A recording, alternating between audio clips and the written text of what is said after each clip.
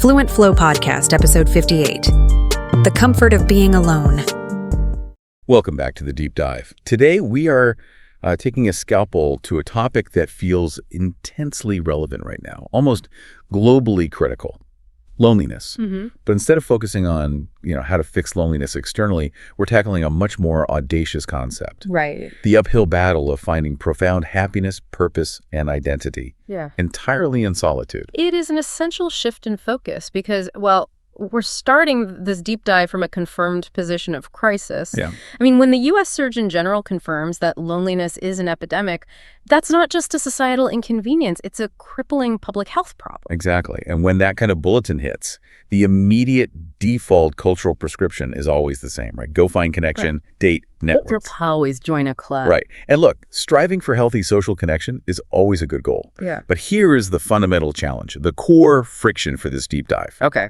If your entire definition of happiness relies solely on the actions of others, you are leaving your most essential human needs to the sheer, unreliable randomness. The RNG. The RNG, yeah. The RNG of someone else's kindness. That concept, the RNG of human interaction, it perfectly captures the psychological cost of dependency, doesn't it? It really does. I mean, think about what happens when you do that.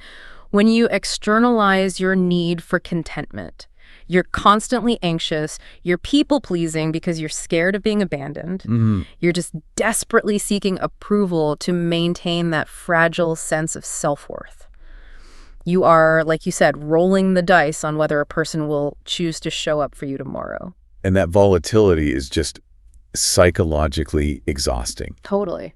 And what makes pursuing the internal solution so much more vital today is that the external world is, it's actively working against us, forming those deep connections. It really is. The classic third spaces, the community centers, the local diners, places where people used to just gather. Right. Those are basically gone. Or they're diminished. And you couple that with the increasing digitalization of life where we transact more than we connect. We're performing our lives online. We're performing, exactly. So the casual, low-stakes chances to form new bonds they're evaporating.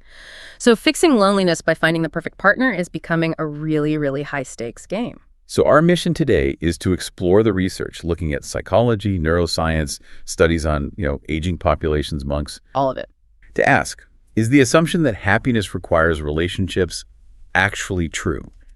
Can true, solitary happiness be achieved? And if so, how? And if so, how do you bypass that need for external validation and fulfill your fundamental human needs entirely on your own terms? To do that, we have to look beneath the surface. I mean, the traditional path is clear. School, dating, marriage, kids. Right, the default. But those relationships are just the vehicle. We need to kind of tunnel down and figure out what universal, non-negotiable human needs they actually satisfy. Go.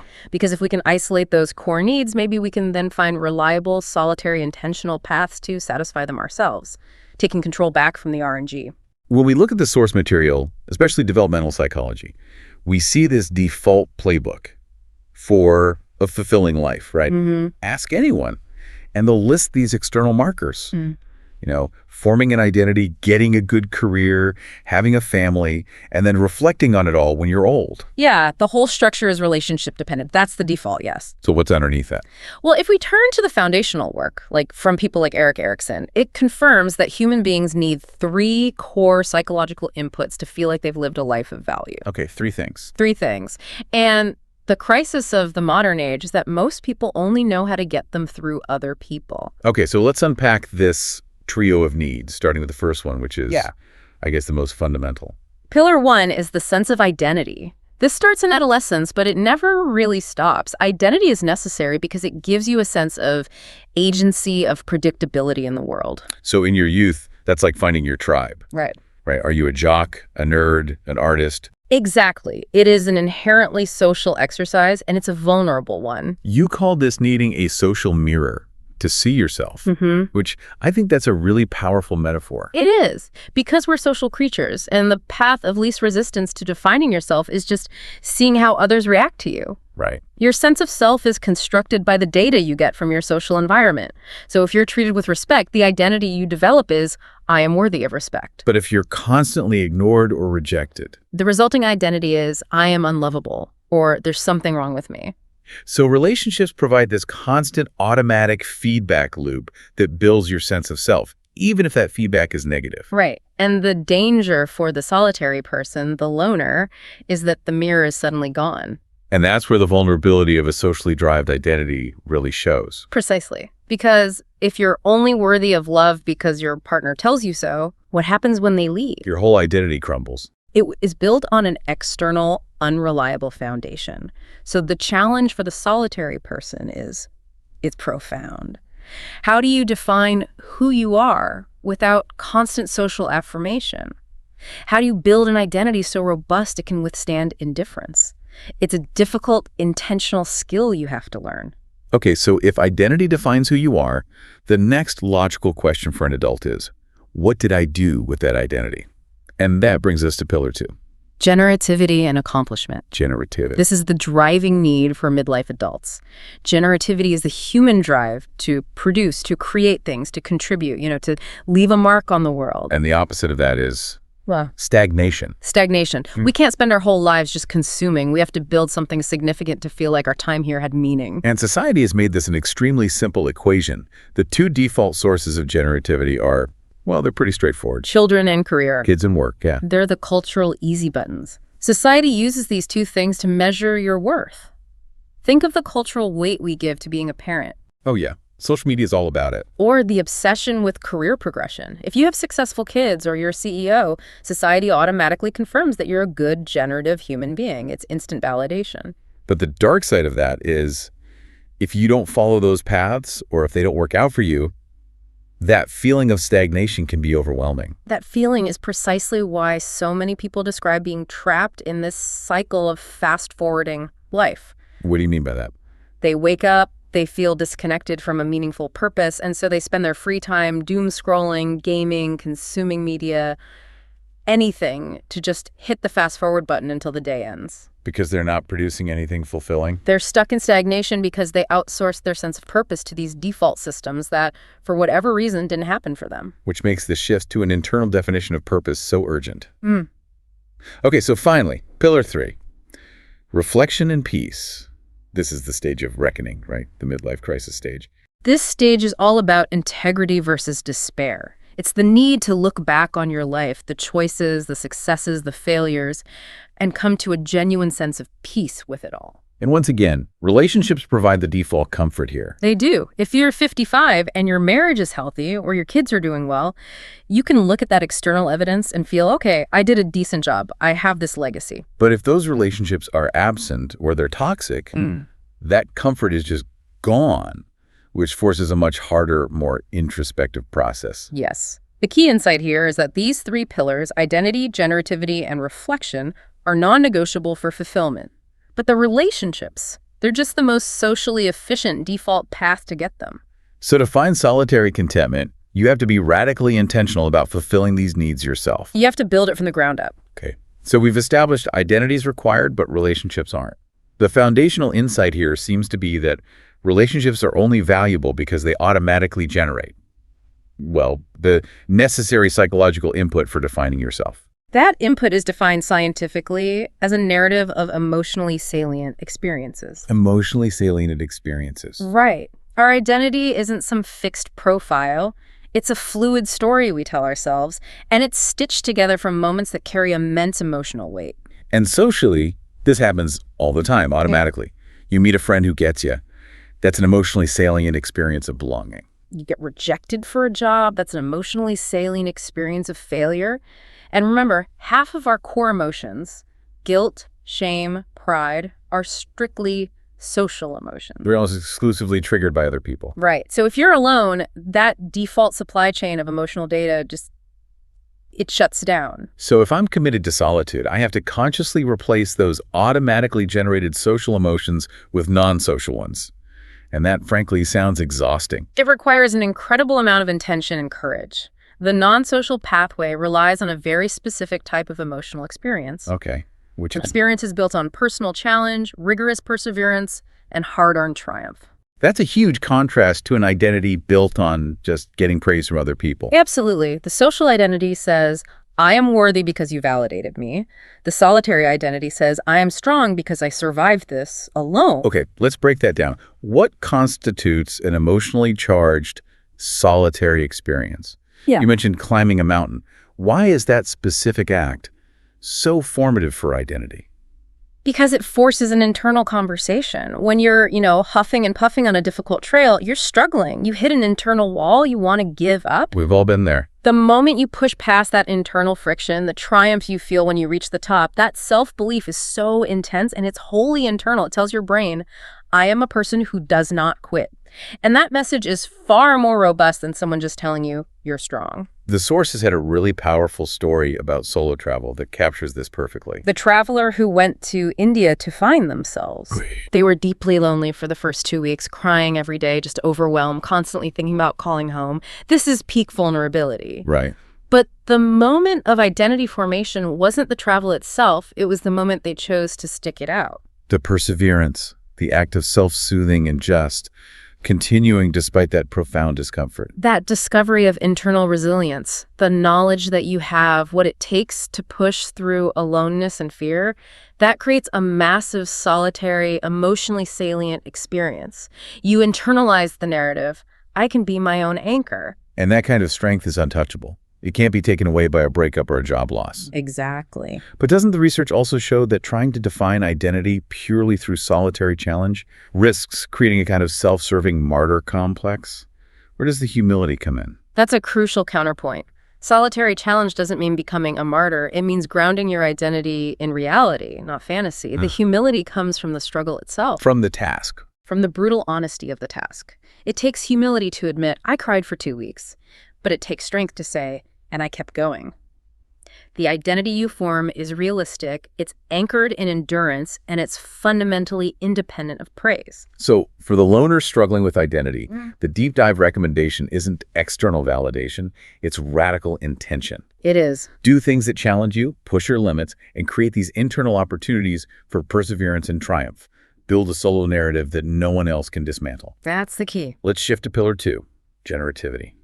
If we're focused on solitude, we need alternative, intentional paths to meaningful production.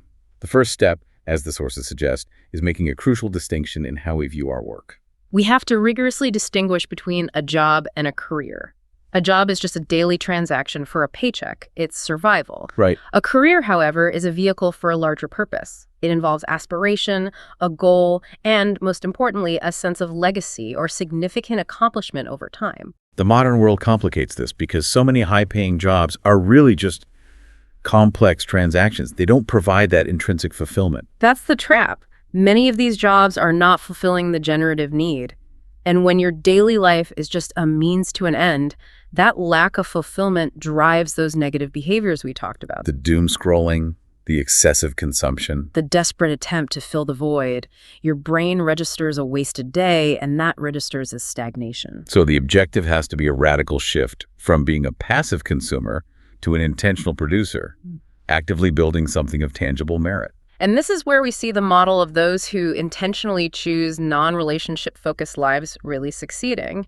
The sources highlighted the dinks double income, no kids. Right. They often report high levels of fulfillment, and it's not just because they have disposable income. It's because their resources, time, money, emotional energy, are fully diverted toward producing something else. So what's the DINK model's success in terms of generativity? They're just more focused. The energy that would be spent on, school schedules or parenting stress is instead channeled into their career or a major creative project or high-impact volunteer work. They become specialists in making their mark through production, not reproduction. Exactly. So what specifically are the best alternative pathways for a solitary person to achieve this sense of generativity, to make their mark upon the world without a family unit? First, creative pursuits. This is a massive productive outlet. Artistic endeavors, writing a novel, composing music, any form of creation where you bring something new into existence. This reminds me of that successful musical artist mentioned in the sources, the complete loner, who communicated mainly through a single assistant. That example is so instructive because it shows that deep social connection isn't required for impact. This artist's focus on their craft was all-consuming. Their creative output was their social contribution. The legacy wasn't built on friendship or family dinners. It was built on the profound emotional connection their art established, with millions of unseen listeners. The art itself became the legacy, and the process provided the daily sense of worth. What about something less abstract than art? something more tangible. That leads to the second major pathway: DIY activities and physical production. Building things. Building things with your hands, woodworking, restoring a car, even complex gardening. These activities are vital because they provide tangible, irrefutable evidence that your time was well spent. Your brain can see it. Your brain needs to register that the day was a good use of time because you physically produced something concrete, not just processed emails. It restores a fundamental sense of control. It's the opposite of that vague, abstract accomplishment in a lot of modern jobs. It is. And finally, there's volunteering and nonprofit work. This allows the solitary person to connect their generativity to a higher purpose, making the world better. Right. And the sources emphasize that fulfillment here comes from the purpose and the output, the results, not necessarily the social side of it. So you don't have to be best friends with the other volunteers. Not at all. You can take on a major role in organizing a nonprofit's infrastructure and feel immense satisfaction from the impact alone. So generativity is ultimately about asking, did I produce something today that justifies my time on Earth?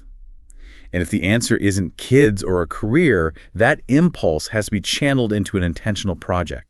Now we arrive at the final pillar: reflection. This is the adult requirement to achieve peace with the sum total of one's life. And the challenge is immense when you lack those external markers of success.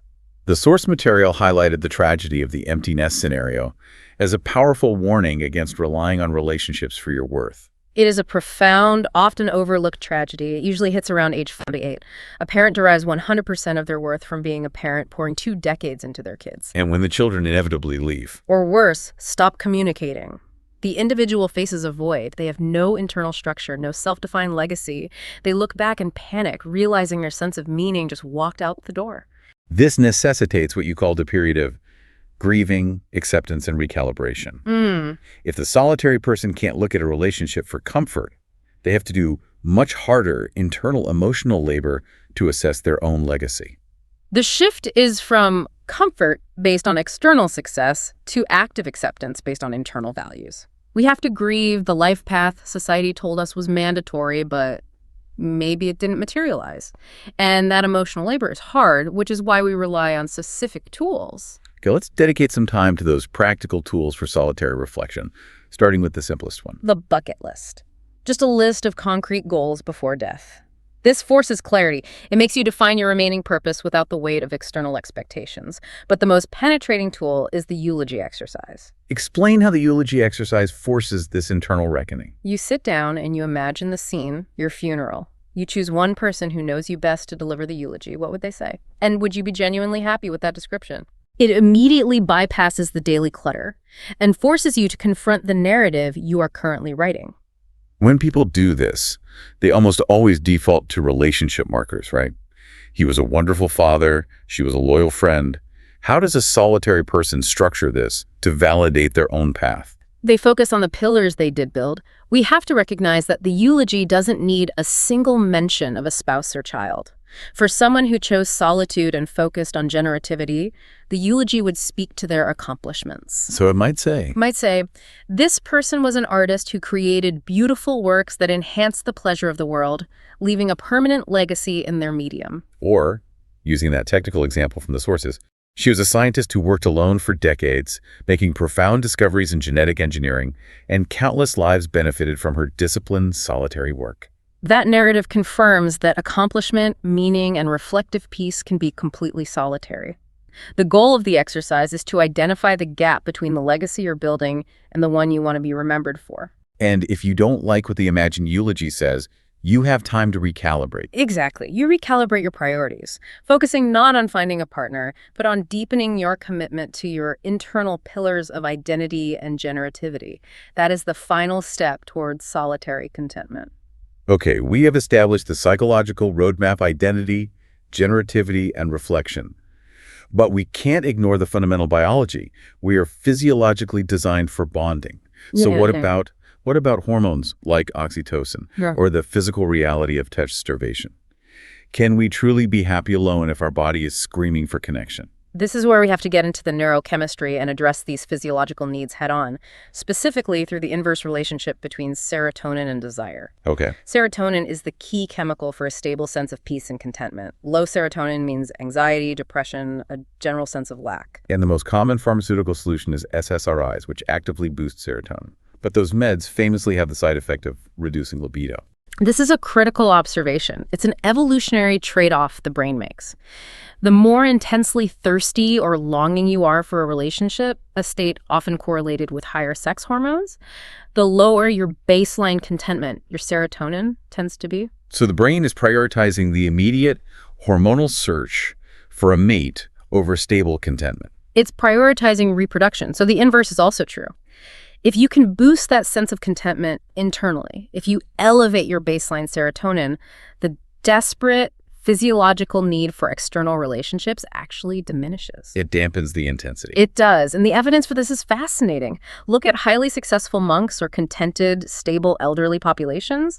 They often report a state of internal peace despite a solitary life, and well, they are generally less horny. Right.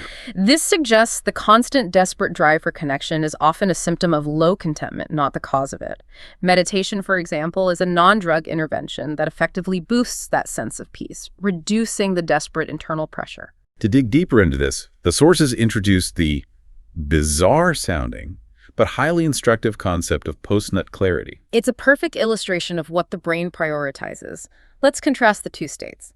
In the pre-clarity state, when hormonal drive is high, blood flow is dramatically directed away from the prefrontal cortex, the PFC. And remind us, the PFC is responsible for planning, long-term thinking, executive function, focus, impulse control.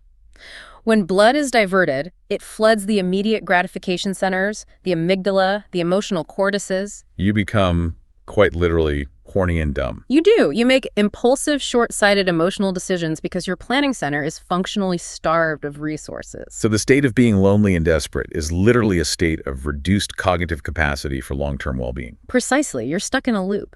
But the moment of physiological satisfaction, the clarity, causes blood flow to immediately return to the PFC. Your brain registers the immediate hormonal crisis is averted, and suddenly you can plan, you can focus, you feel productive. This means the choice isn't just behavioral, it's physiological.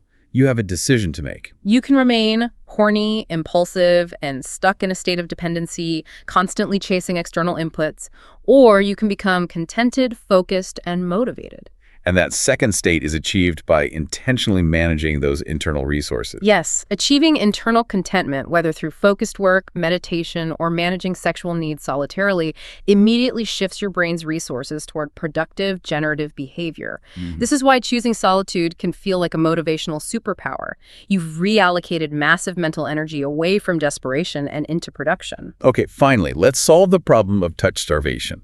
If physical contact is essential for oxytocin, how does a solitary person fulfill that biological need without other people? The research here is clear and comforting. We don't necessarily need humans. The solution is pets. The solution is pets. The data on the physical benefits of pet ownership is massive. Having a pet, especially a dog or cat, is proven to reduce all-cause mortality. It measurably increases your survival rate. That's a powerful data point. It's not just emotional comfort. It's a measurable physical benefit that extends your life. And the mechanisms are straightforward. I mean, dog owners get more physical activity. But fundamentally, the emotional relationship is biologically effective. Cuddling a pet, just interacting with them, releases oxytocin. The brain registers it as bond fulfillment. Exactly. Emotional support animals are effective because they satisfy those primal, touch-based needs without the volatility, the anxiety, and the RNG involved in human connection. So embracing the cat lady or dog person life isn't a cliche. It's an evidence-based approach to satisfying a physiological need. We've established that the external world is an unreliable place to focus your energy for contentment. We now arrive at the core insight that philosophy, spirituality, and modern psychotherapy all agree on. The simple truth that happiness and suffering are truly overwhelmingly internal. This realization is the bridge that converts a desperate external state, loneliness, into a productive internal state, solitude. Let's use a clear contrast. Take an external event, a difficult breakup, failing a project. That event is external. But where do you experience the suffering? It's internal. It's all internal. The racing heart, the negative self-talk, the nausea. The event just crosses the threshold. The suffering is manufactured entirely inside your own cognitive structure. And the power of this framework comes from our ability to modify that internal reaction. We see this proven in mindset research, like Carol Dweck's famous studies. Take the event of getting a B on a test. If you have a performance mindset, the internal reaction is immediate suffering. I lost my 4.0, I'm worthless, I quit. That reaction just shuts down motivation. But if you engage a growth mindset, the external reality is identical, but the internal response is totally different. The growth mindset asks, What? The growth mindset asks, what did I do wrong? How can I use the setback to learn and be better next time? The result is motivation, not despair. The suffering is diminished and agency is reclaimed. The grade didn't change, but the human response did. and this is the basis for all modern effective psychotherapy. It is. Let's use the clinical context to really confirm this internal focus. Look at treatments like CBT or ERP for OCD. These therapies focus 100% on modifying the internal cognitive structures and the patient's internal response. They're designed to change how you process things, not change the world around you. A therapist can't guarantee you a job. Or force someone to fall in love with you. All they can do is empower you to modify your internal responses, which proves that the mechanism of happiness is overwhelmingly internal. This highlights the profound trap of loneliness. Lonely people focus outward. They're asking, how do I fix the external situation? The one thing they can't control. They're desperately trying to fix the output while ignoring the internal engine that's generating all the distress. Contentment requires shifting that focus, modifying the one thing you can control, your internal attitude. Which brings us to the core distinction between loneliness and solitude. The external circumstances might look identical. But the internal reality is inverted. Loneliness is a painful, reactive attitude, the feeling of being excluded or lacking. Solitude, on the other hand, is a chosen, productive state of aloneness. The moment you choose solitude. The moment you assert agency and begin intentionally building your 3 pillars internally, the suffering generated by the external world begins to dissipate. And this feeds directly back into that universal piece of dating advice. Develop your confidence and be happy by yourself before entering a relationship. Because that advice is a shortcut to internal fulfillment. The person who has achieved contentment and accepted their aloneness is not desperate, not needy. They've already fulfilled their 3 pillars internally. They're focused, motivated, and peaceful. And that internal state makes them inherently more attractive, less volatile, and more capable of a healthy relationship. They aren't looking for a partner to complete them. Or save them. They're looking for someone to share life with. The paradox is that choosing the uphill path of solitary contentment often, ironically, leads to better social outcomes later on. So we started with the grim reality of the loneliness epidemic and how hard it is to solve externally. But now we've laid out this rigorous roadmap for the internal solution. While acknowledging the immense difficulty of choosing this solitary path. Let's synthesize those key areas of internal work one last time for the learner. First, identity formation. Stop seeking validation from the social mirror and instead intentionally create a narrative of emotionally salient, challenging, solitary experiences. Force. Self-reliance. Second, generativity. Generativity and accomplishment. Find ways to consistently produce through creative, physical, or purpose-driven work so your internal system registers that your time on Earth has measurable merit. And finally, mindset. Internal reflection and mindset modification. Actively use tools like the eulogy exercise to gain perspective and relentlessly train your internal response, knowing that suffering is something you manufacture internally, not something the world inflicts upon you. And we have to acknowledge that the modern environment is stacked against organic connection. Third spaces are gone. Dating platforms are often used for just basic psychological needs. Making the external pursuit really risky and often unsatisfying. Relying on others means accepting the RNG. So strive for genuine social connection. It is a joy of life. But understand this foundational truth. Achieving lasting happiness and contentment requires fulfilling all 3 basic human needs: identity, generativity, and reflection, without reliance on a single other human being. That independence is the only stable foundation for true peace. Here's a final provocative thought for you to carry forward. The learner. If the difference between loneliness and solitude is purely an internal attitude, what single internal change, what adjustment to your cognitive response can you implement today to begin converting a painful state of lack into a chosen, powerful state of agency? Reflect deeply on your internal environment and reclaim your purpose. We hope this deep dive helps you start that necessary uphill process. We'll see you next time for the next deep dive.